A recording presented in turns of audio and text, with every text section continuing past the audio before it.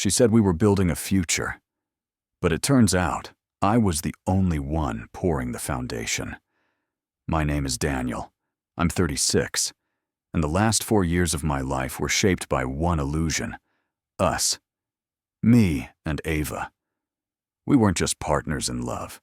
We were partners in code, in spreadsheets, in startup pitches. At least, that's what I believed. It started in a one-bedroom apartment, cluttered with takeout boxes and whiteboards. We dreamed big, built late, shared a single laptop and 1,000 silent prayers that this idea would take off. She designed the brand. I wrote the code.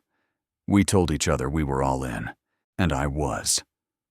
God, I was. When the first beta users came in, she cried, said she'd never believed in something this much. We signed a partnership agreement over instant noodles. I gave her 49% equity, because that's what trust looks like when you think it's forever.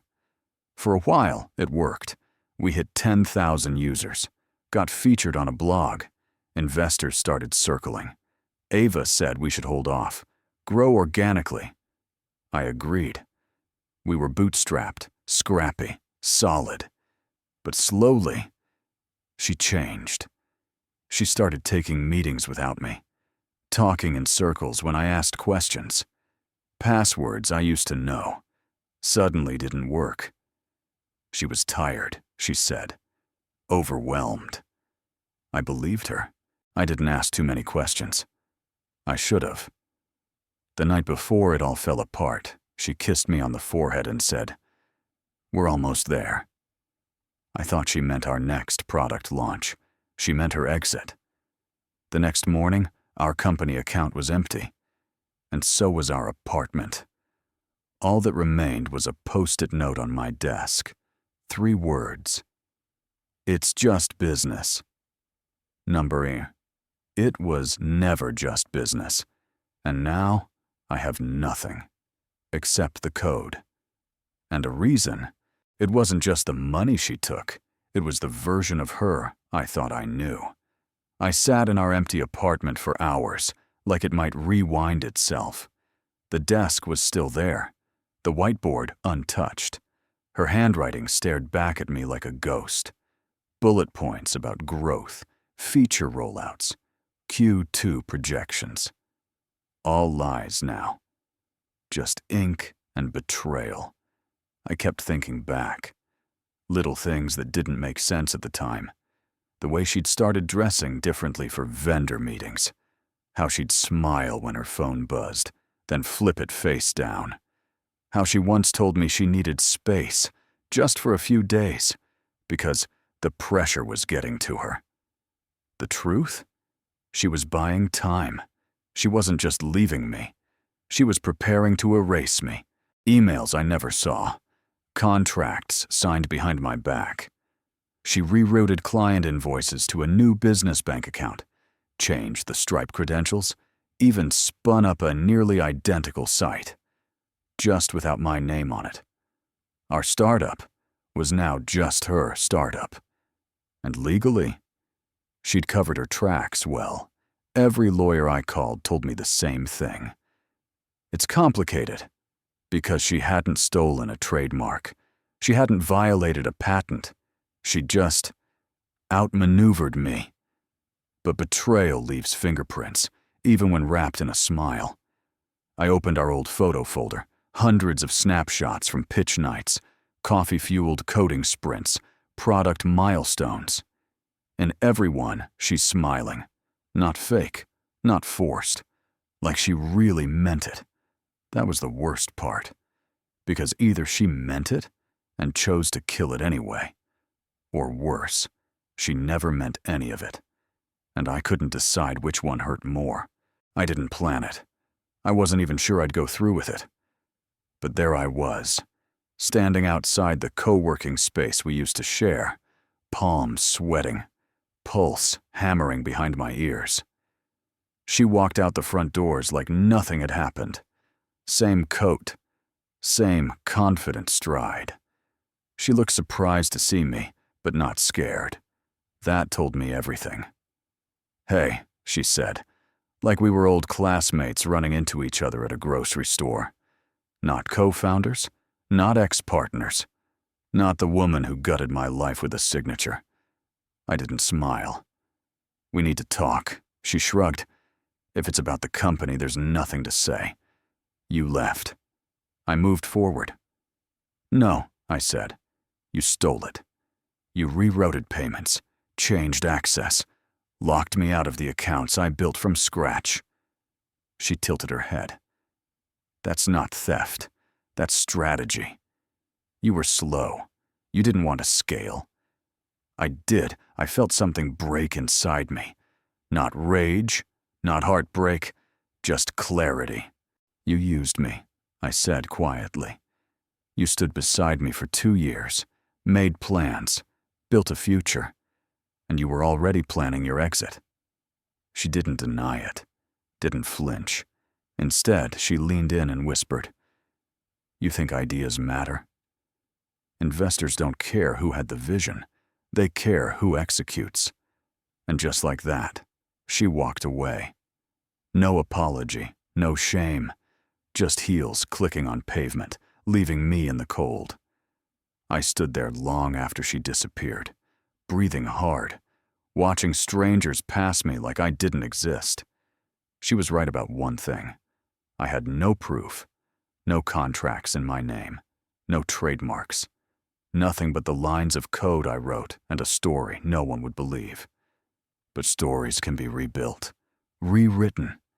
And I wasn't done. Not even close. Rock bottom is quieter than you'd think. No crash, no explosion. Just the slow, steady silence of realizing you're completely alone. I sat in the back corner of a cheap diner, a half-eaten sandwich in front of me, and my laptop open to a blank screen.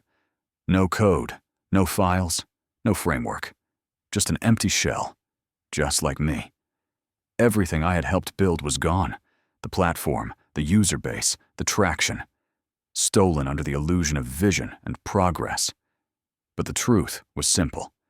She took the idea we dreamed together and carved me out of it like I never mattered. And maybe to her, I didn't. But I still had my mind, my fingers, my late nights, and my fire. So I started over. I bought a $6 domain name, signed up for free tier cloud hosting. I worked on a second-hand laptop that overheated every few hours. My office, a folding chair in the corner of my studio apartment, lit by a flickering desk lamp. Every line of code was a punchback at the people who said I couldn't do it without her. Every login screen, every prototype, every bug fixed at 2 a.m. was proof that I didn't need investors to validate me. I needed something more valuable. Momentum. Friends stopped calling. Family didn't really understand what I was doing. They called it a phase or a reaction. Maybe it was. But with every cup of cold coffee and every sleepless night, I built something that was mine. No one could steal it this time. No co-founders, no backroom deals, no sweet-smiled sabotage. Just me. And for the first time in months, I felt alive. Most people think momentum starts with a crowd, a viral post, a standing ovation. But mine started with a single click. I'd been sending out emails for weeks, quiet, desperate things. Demo links, soft pitches, no replies, no open rates. I started to think I'd built something no one would ever see. I was running on fumes, both emotionally and financially. But then, it happened. Subject. Hey, this is interesting. That was it. 4 words from a product manager at a mid-sized startup I'd cold emailed on a whim. His name was Lucas, and he wanted a demo. I remember staring at that email like it was written in gold. I set up the call from my cluttered apartment, cleaned the background, wore my best shirt, even though it was fraying at the collar. Lucas joined 2 minutes late, sipping coffee and squinting at his screen. "All right," he said. "Show me what you've got." My voice shook for the first few minutes. But then muscle memory kicked in. I talked like I used to, before betrayal had made me cautious. I showed him the core features, explained the problem it solved, walked him through the back end. He didn't say much, just watched. Nodded. Then, near the end, he leaned back and smiled. "This is clean." "Smart?" "We've been looking for something like this. When can we test it?" That one yes lit a fuse. Lucas told 2 colleagues. One of them ran a newsletter. Within a week, I had 37 signups. A month later, 300. Every day, someone new was using something I had built alone in the dark. It wasn't explosive. It was steady. Real. One yes changed everything. It gave me proof. And in a world full of no's, proof is power. I wasn't building in the dark anymore. Now, people were watching. It was a gray Tuesday when she reached out. The kind of day where nothing feels urgent, until it suddenly is. I was halfway through debugging a weird UI bug when the notification popped up. "Hey, can we talk?" "Becky." I stared at the message, not because it surprised me.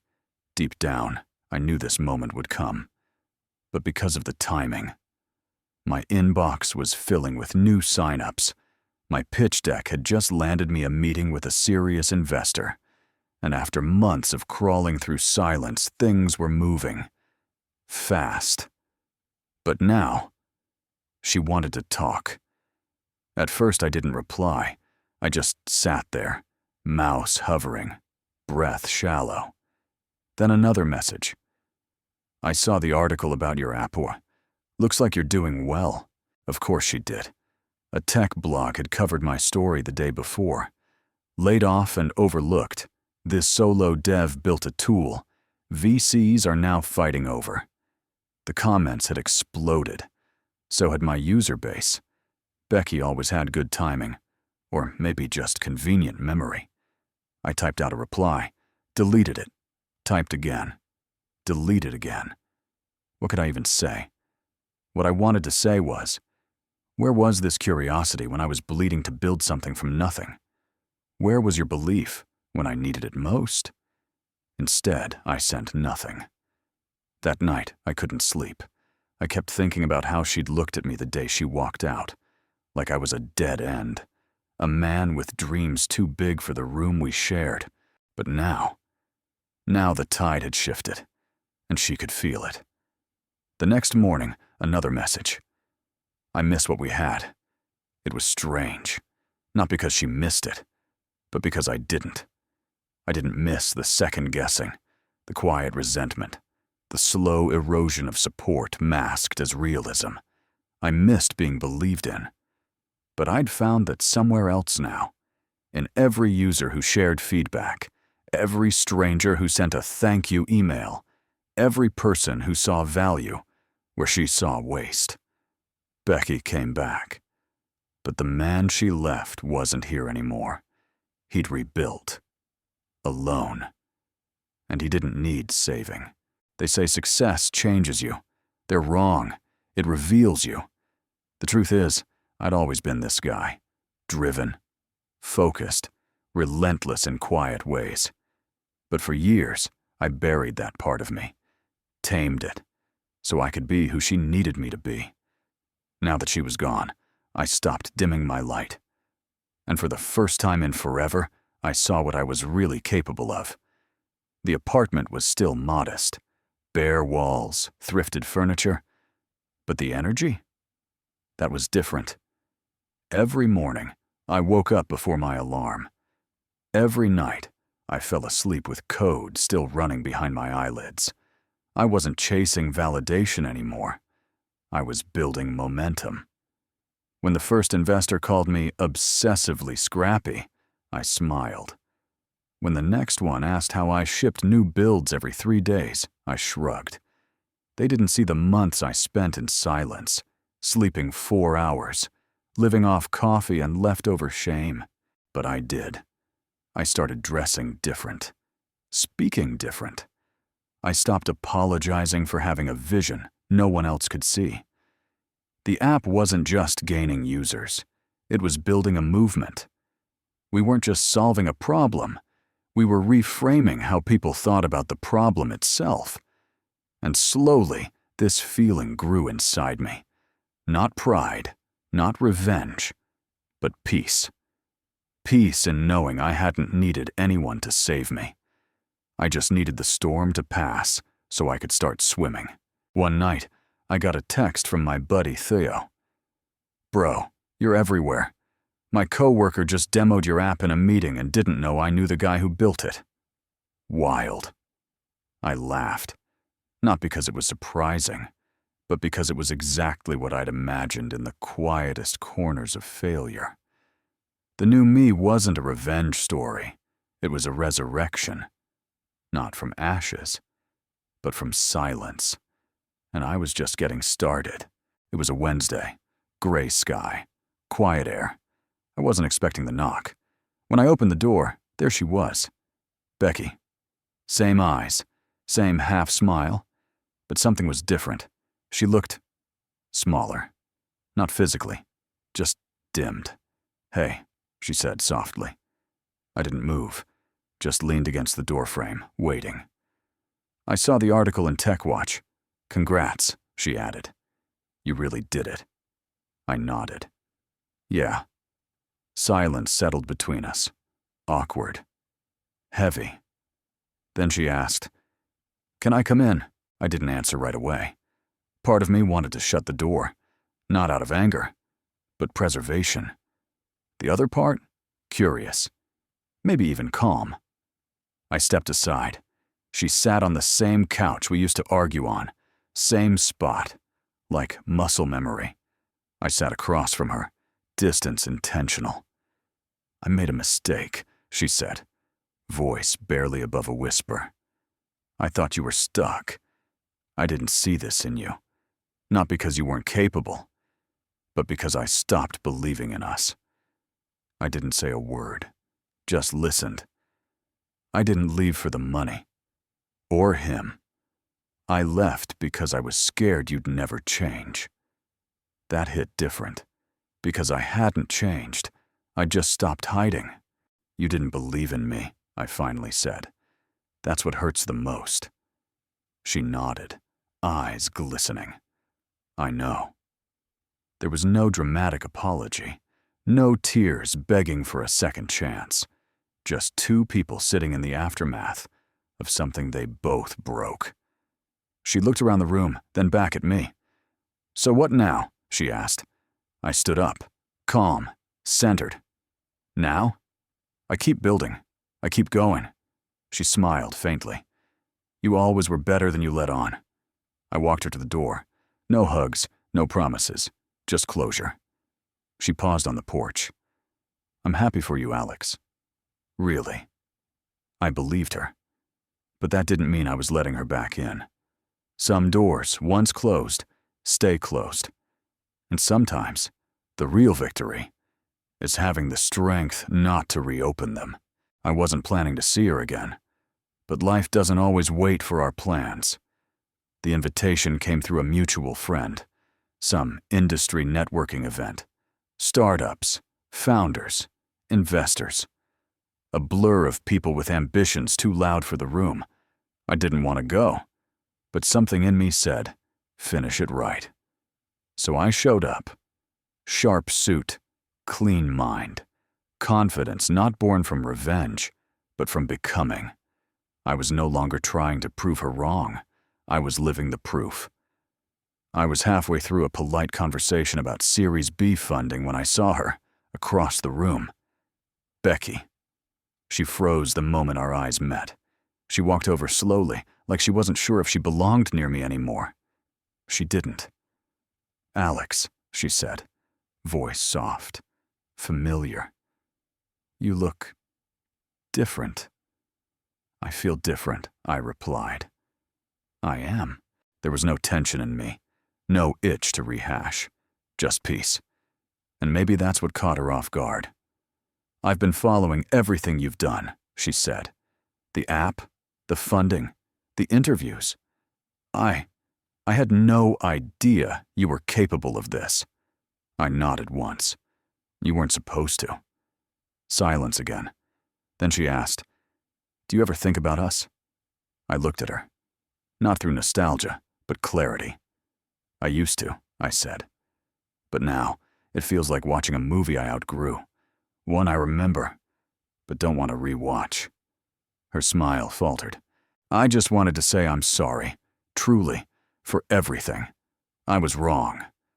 I believed her, and I forgave her. But forgiveness doesn't mean restoration. It means release. "I'm not angry, Becky," I said. "Not anymore. You were right about one thing. I needed to grow. I just didn't need to lose myself to do it." She blinked, not expecting grace. She expected bitterness, or longing, or maybe a door cracked open. But all she got was closure. "Take care," I said. Then I turned and walked away, not out of pride but completion. That chapter was finished, and I was already writing the next one. Mornings are quiet now. Not lonely, just peaceful. I wake up when the sun finds my window, not when alarms or doubt scream at me. I pour my coffee slow. No rush, no fire to put out. Just breath and presence. My life isn't flashy. No sports car, no penthouse. But it's mine. The company? Still growing. We're past the headlines and the buzz. Now it's about building things that last. I hired a team that believes in the mission, not because of me, but with me. Some days I code. Some days I mentor. Some days I just listen. The app that once lived in my head now lives in the hands of millions. But success wasn't the victory. Freedom was. Freedom from trying to prove myself. Freedom from the versions of me that begged for someone else's approval. Freedom to fail, to rebuild, to choose. A while back, I got a letter, handwritten, from a kid in Ohio. He said he found my story online, said he thought about giving up, until he didn't, because I hadn't. It reminded me that legacy isn't loud. Sometimes it's just one person watching you stand up again and deciding they can too. Becky? I heard she moved, changed jobs, started fresh. I wish her peace. I truly do. She was part of my story, but she doesn't get to write the ending, because this is my life now. No more backups, no more silence. I say what I mean. I build what I love. I walk forward. Always forward. And this isn't about revenge, or redemption, or even recovery. This is about ownership. Of my past. Of my choices. Of my damn life. And I wouldn't trade a single moment. Because everything that happened led me right here. To a life I didn't inherit, didn't borrow. A life I built. My life. My way.